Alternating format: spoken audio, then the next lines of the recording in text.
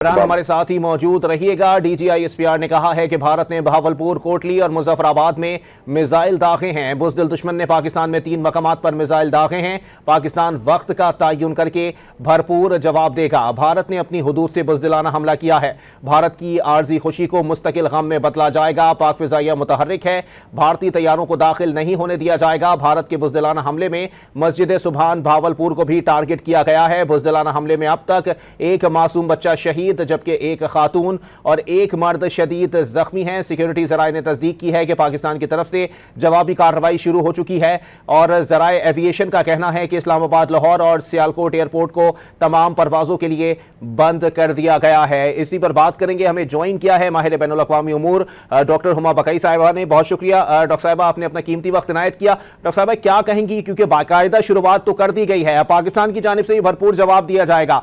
आलमी बिरादरी पर जो है वो कितनी अब जिम्मेदारी आयद हो गई है, क्योंकि मुसलसल इस तनाजुर में बयानात आ रहे थे? देखिए, अभी तक ख्याल किया जा रहा था कि इस किस्म का मिस एडवेंचर इंडिया नहीं करेगा, लेकिन वो जो कहते हैं ना कि पहला शॉट इंडिया ने फायर किया है, तो जाहिर है पाकिस्तान तो तवातुर के साथ ये कह रहा है कि हम जंग नहीं चाहते, लेकिन जंग के लिए तैयार हैं और अगर मुसल्लत की जाएगी तो जवाब देंगे। तो मेरा ख्याल है कि इस अटैक का तो जवाब पाकिस्तान देगा। पर इम्पोर्टेंट बात यह है कि मजीद एस्केलेट ना हो, और ऐसा लगता है कि मोदी हुकूमत पर अंदर से इतना प्रेशर बिल्ड हो रहा था और तकरीबन उनकी हुकूमत के संजीव चूल्हे हिल रही थी, तो उन्होंने थोड़ा ये छेड़छाड़ की है। आई होप ये छेड़छाड़ ही रहे और इससे आगे ना बढ़े, क्योंकि फिर ये याद रखना चाहिए सबको, this is the second most dangerous border on the face of earth. North Korea के बाद सबसे ज्यादा डेंजरस बॉर्डर है इंडिया पाकिस्तान के बीच में। इंटरनेशनल कम्युनिटी को भी मोबिलाइज होना चाहिए, और पाकिस्तान ने तो हमेशा से ये कहा है कि हम स्ट्रैटेजिक रिस्ट्रेंट का मुजाहरा करते हैं, लेकिन जवाब तो देना पड़ेगा जी। अच्छा डॉक्टर साहब, ये भी बताइएगा, क्योंकि जाहिर सी बात है कतर हो, यूके हो, अमेरिका हो, सबने इस तरह के मामलात की जो है वो मुखालफत की है, लेकिन फिर भी भारत की जानिब से एक अजीब पुरस्रार किस्म की खामोशी थी। लगता था कि वो फैसला कर चुका है कि इस तरह की कोई बुज़दिलाना कार्रवाई उसने करनी है। देखिए, भारत ने जो ये शुरुआत की थी और आज तो इतना वाज़ेह एक्सपोजर आया है, आज जो एक्सपोजर आया है उसके बाद तो इस हमले का कोई जवाब ही नहीं बनता था। मोदी साहब को इस हमले की खबर 3 रोज पहले से थी, जो उन्होंने कहा है फॉल्स ऑपरेशन। उनको पता था यह हमला होने वाला है, उन्होंने अपना विजिट वहां कैंसिल किया था और उसको रोकने की कोई कोशिश नहीं की थी। तो इसका तो मतलब है कि जो खेल वो खेल रहे थे, उसका पहला स्टेप 26 टूरिस्ट को मरवाना था कश्मीर में, और उसके बाद ये एस्केलेशन थी ऑन द बॉर्डर उनके। मैं हमेशा से ये बात कहती हूँ, 2 चीजें हैं जो भारत करना चाह रहे हैं। शॉर्ट टर्म में मोदी अपनी पॉपुलैरिटी को बीफ अप करना चाह रहे हैं आग से खेलकर, और लॉन्ग टर्म में पाकिस्तान को नुकसान पहुंचाना, पानी वगैरह, ये उनके अहदाफ हैं। अच्छा डॉक्टर साहब, हमारे साथ ही मौजूद रहिएगा। इफ्तिखार शिराजी साहब भी हमारे साथ मौजूद हैं। जी शिराजी साहब, बताइएगा, डॉक्टर साहब से कोई सवाल करना चाहेंगे आप?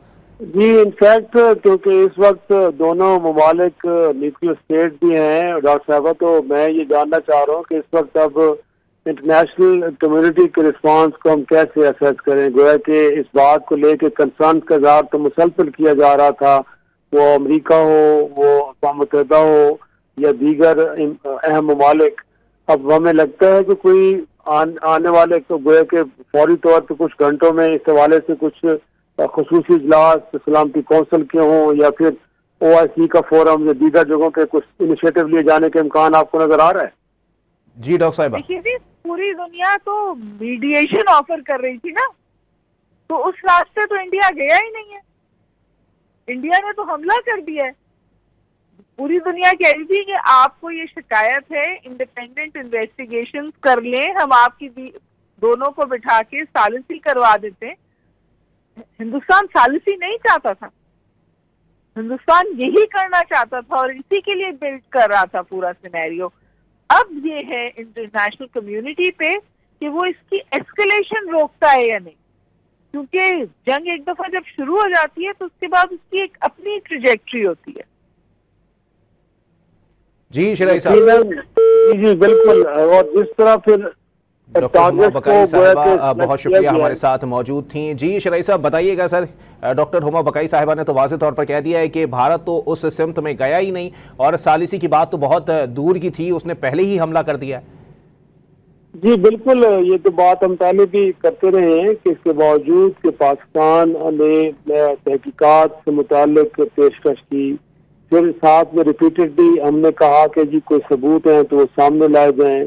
इवन कि दुनिया के मीडिया ने सवालात उठाए, सिर्फ पाकिस्तान के अंदर नहीं बल्कि यूरोप और अमेरिका के मीडिया ने सवालात उठाए कि भारत जो कुछ कह रहा है उसके अगेंस्ट कोई हकायक, कोई एविडेंस पेश नहीं की जा रही। लेकिन जिस तरह डॉक्टर साहब ने भी कहा कि लगता है कि भारत ने पहले से ही ज़हन बना लिया था और यही वजह है कि पहलगाम हमले के फौरन बाद जो है कि पाकिस्तान के ऊपर एक इल्ज़ाम लगाया गया और उसके बाद जो गोया की कहानी बयान की गई उसके अंदर भी बड़े एक तरह से झोल हैं, क्योंकि कहा जाता है कि जी वक़ूआ के 10 मिनट बाद एक FIR दर्ज हो जाती है, उसके बाद फिर इल्ज़ाम तराशी का सिलसिला भी शुरू हो जाता है।